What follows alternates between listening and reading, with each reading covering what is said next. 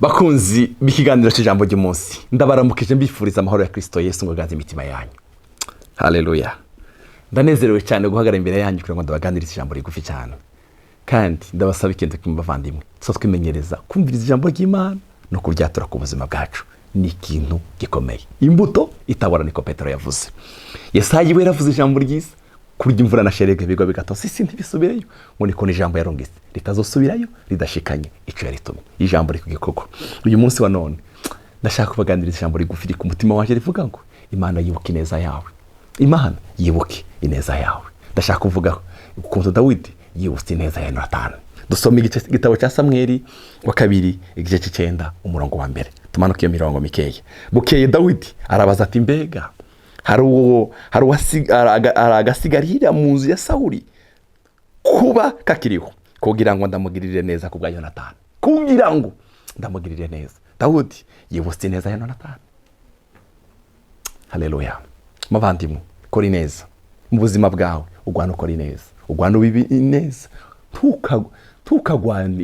tukabibi inabi, tukabibi gwango, tukabibi shari, tukabibi amajambo mabi. Ivyo bintu uzavyimbura. Gwana intambara yo kubiba ineza, kuko iyo neza hari umunsi umwe uzayimbura. Dawudi aravuga ngo, mbega hari agasigarira ko karasigaye kwa Sawuli, ndakagirire neza ku bwande, ku bwa Yonatani. Kubera iki? Yonatani ngo yamukijije kenshi urupfu rwa Sawuli. Yonatani bari inshuti, amugirira neza. Naje ndifuza kugirira neza ku bwande, ku bwa Yonatani. Ineza uri kurakora uno munsi, abakobwa bawe n'abahungu bawe hari umunsi bazohimbura. Wowe utakihari, uhari cyangwa utakihari, Imana igweze kwimbura ineza. Haleluya. Ndakwifurije gukora ineza. Reka kugira inama zo hari abantu barara mu nama zo kugira abandi nabi. Iyo nama uraro ukirira abandi nabi uzayimbura. Kora ineza, kora ineza, fasha abantu, biba mu bantu. Hari umunsi umwe abakobwa bawe iyo bazoba bararongowe bazoyimbura, abahungu bawe batari kumwe nawe bazoyimbura. Umurongo wa kabiri kuvuga ngo, maze hari umunyarugo wa Sawuli yitwa Ziba, nuko baramuhamagara ngo yitabe Dawudi. Umwami aramubaza ati, ni wowe Ziba? Nawe ayegome, ni jewe Ziba umusabyi wawe. Umwami aramubaza ati, mbega mu nzu ya Sawuli ntawo bakiriho ngo ndamugirire neza ku bw'Imana? Ndamugirire neza ku bw'Imana. Mbere haleluya. Mbega nta muntu uriho kwa Sawuli kugira ngo ndamugirire neza ku bw'Imana? Ziba yishura umwami ati, haracyariho umwana wa Yonatani amugaye ibirenge. Yaciye avuga neza kubera mu Bayuda ntibyari byemewe ko ikimuga gishika ibwami, ntibyari byemewe. Ziba aravuga ngo arahari mugabo ni ikimuga. Umwami aramubaza ati, abaheye? Ziba yishura umwami ati, aba kwa Makiri mwene Amiyeli Irodebari.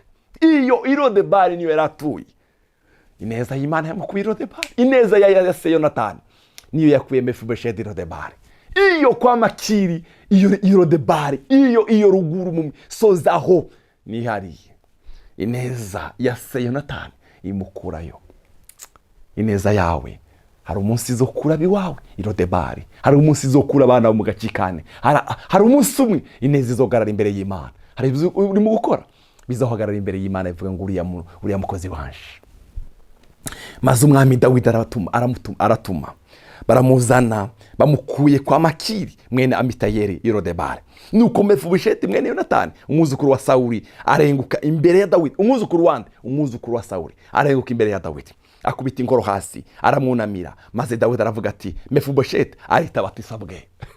Ineza. Dawidi aramubariye ati, mpore ntacyo utinya.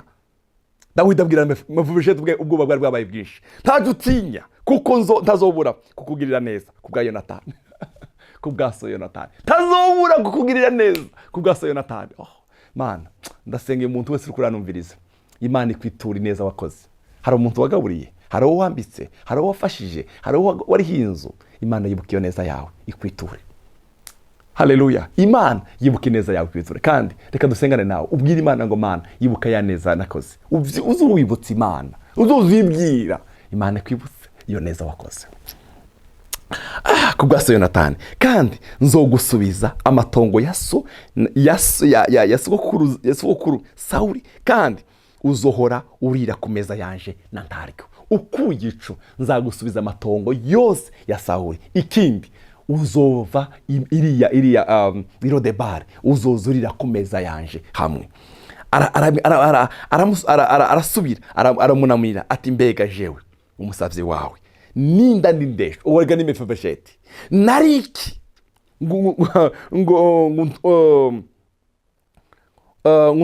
untoshe kwijisho kandi ndimbwa ipfuye. Mefibosheti yarigaye aroho aravuga ngo meze nk'imbwa ipfuye. Ni kubera iki wantoye? Umwami araheza ahamagaza Ziba. Umwami ahamagaza Ziba, wa wundi wari ufobya inkuru nziza. Ahamagaza Ziba yari umunyarugabo wa Sawuli ati ivyari bya Sawuli byose n'ivyari byabo mu nzu yiwe bose bigabiye mwene shobuja. Nawe uzuhora urimira mwe n'abahungu bawe n'abantu bawe mumushikiriza imyimbu kugira ngo mwene shobuja azahora abona ibimutunga. Ariko Mefibosheti mwene shobuja ubwiwe azohora arira ku meza yanje na ntaryo. Kandi Ziba yari afise abahungu 15 n'abahungu atunze 20. Maze Ziba yishura umwami ati ivyo mbariye byose nje umusavyi wawe niko nzobigenza mwami, nanje nyine mwami nyene ngoma. Nuko Mefibosheti yamarira ku meza y'umwami nk'uwo mu bana b'ubwami. Haleluya. Ineza yakuye Mefibosheti i Lodebari iramuzana imugeza ku kirimba kwa Dawidi, nawe ngo akazarira ngo ku meza y'umwami k'abana b'ibwami. Haleluya. Nta kindi cyazanye Mefibosheti ibwami ni ineza ya Yonatani. Ineza yawe izoshikana abana bawe ibwami. Ineza yawe, haleluya, ineza yawe. Muvandimwe, ndakwifurije haleluya gukora ineza. Wowe uri kuranumviriza, ndakwifurije gukora ineza. Reka kwamana inzigo, reka gukora inabi, reka gukora ikibi. Ikibi kiza gisubizirana. Ukoze neza uzoyitugwa, ukoze ikibi nacyo uzocitugwa. Ndakwifurije gukora ineza. Mu buzima bwawe ukora ineza. Dawudi Mefibosheti ngo yamarira ibwami nk'abana b'ibwami, nawe nk'abana b'ibwami. Kubera iki? Kubera ineza ya se Yonatani. Nuko Mefibosheti, kandi Mefibosheti yari afise akana k'agahungu kitwa Mika. Nuko abo mu rugo rwa Ziba bose baba abantu ba Mefibosheti. Ziba Dawudi ataramuhamagara yari nka bose wa Mefibosheti. Mubwo birahinduka, Dawudi aramubwira ngo kuva uyu munsi wewe n'abahungu bawe n'abutunzi muza mukorera Mefibosheti, mumuzanire ivyo mwimbuye vyose bimutungana n'abana biwe. Ubuzima ibintu birahinduka. Nuko Mefibosheti aba i Yerusalemu. Ava he? Ava i Lodebari aza kuba i Yerusalemu. Kubera iki? Kubera ineza. Haleluya. Ineza y'umwami. Ndakwifurije ubuzima bwo gukora ineza. Nuko Mefibosheti aba i Yerusalemu. Nuko yama arira ku meza y'umwami. Kandi yari yaramugaye ibirenge byombi. Naho yari yaramugaye bitari byemewe, mugabo ineza yaramwijije ibwami. Ineza yaramwijije. Haleluya. Ineza yaramwijije ibwami. Kora ineza, ubibi neza. Haleluya. Watura ineza ku bandi, wiyumvirira abandi neza. Haleluya. Ukorera abandi neza. Hari umunsi umwe abana bawe iyo neza yawe izabashikana ibwami. Hari umunsi izabatuza wowe utari wiyumvira mu buzima bwawe. Ineza y'Imana, haleluya, ubandanye gukora ineza, ubandanye kwiyumvira abandi neza. Ineza yawe hari umunsi umwe izoga abana bawe bazoyimbura. Hari umunsi umwe bazovuga ngo papa iyi ni neza yakoze. Hari umunsi umwe, haleluya, hari umunsi umwe. Ndafise abakunzi banje, abagenzi banje bambwiye umunsi umwe, umugabo umwe yabwiye umusaza wabo, aramubwira ngo ibi bintu uri kurakora, uyu mugisha ufise ntabwo ari wawe, uyu ni umugisha wa papa wawe. Kubera iso ineza yakora mu bantu, ivyo yakora, kubaka amashengero, yubatse amashengero, uko yakoreye ibikorwa vy'Imana, uko yakoze ibikorwa vy'Imana, uyu mugisha so wawe, uyu mugisha no utangira kuri papa wawe. Haleluya, haleluya. Uyu Mefibosheti yibuswe ku bwande, ku bwa se Yonatani, ku bw'ineza yakoze. Mwene data, reka ndagusengere ndakwatura kuri no jambo w'Imana yibuka ineza yawe. Ya neza, wa mugore wagaburiye, wa mufakazi wagaburiye, wa mwana wajanye ku ishuri, ya neza, ya mpuzu wambitse, ya mafaranga watanze, ya mafaranga, bya bikorwa by'Imana wakoze, bya bikorwa by'ubuntu wakoze, bya bikorwa by'ubuntu wakoze, Imana ikwibuke. Imana yibuke ibikorwa byawe, izabiguhera umugisha. Umunsi umwe uzabyimbure n'abana bawe bazovuge ngo iyi ni ineza y'ababyeyi bacu. Ndakwifurije gukora ineza muri buno buzima, ukora ineza. Wirinde ikintu kiza kukumvisa amajambo yo gukora ikibi. Ikibi kirakurikira.